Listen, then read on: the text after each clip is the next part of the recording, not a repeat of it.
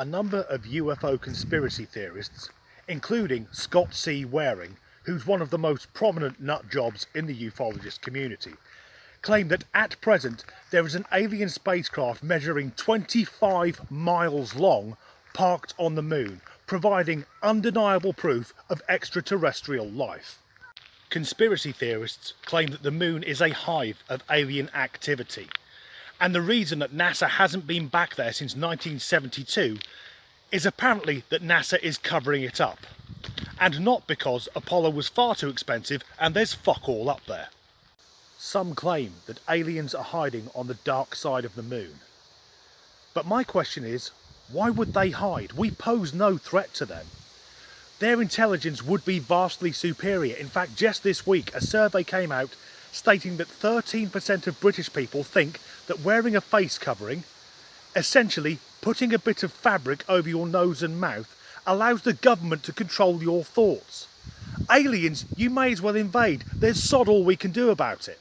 Mr. Waring says that the 25-mile-long alien spacecraft has a flat bottom, allowing it to land anywhere.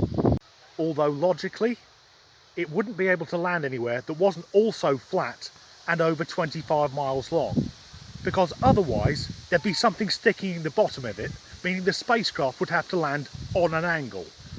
And it's hard to look menacing taking over the universe when you can't get the spaceship's door open because your spacecraft landed on the piss. Also, isn't the moon somewhat famous for being a landscape covered in rocks and craters?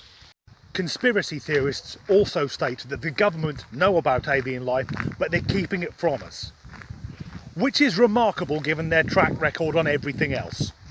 But what I like about this conspiracy is that the nutjobs who claim that NASA stopped going to the moon in 1972 because of the aliens will have to disagree with the other nutjobs who say the moon landings never happened, despite every credible science in the world knowing that they did. And on top of that, the flat earthers and space deniers won't agree with the conspiracy theory stating there are aliens on the moon because they claim the moon doesn't exist. No, they claim that the moon can't be an alien base because it's actually a holographic projection coming from NASA's secret base at the North Pole. So let's be clear, the Earth isn't an alien base and it isn't a holographic projection. It's a sodding great lump of rock that orbits the Earth. It's covered in regolith that reflects the sun's rays and illuminates the night sky. And it is utterly beautiful. So what's going on? Why do conspiracy theorists think they can see a 25-mile-long spacecraft on the moon? Well, for the same reason that some people thought they could see pyramids and a human face on Mars. It's a phenomenon called pareidolia.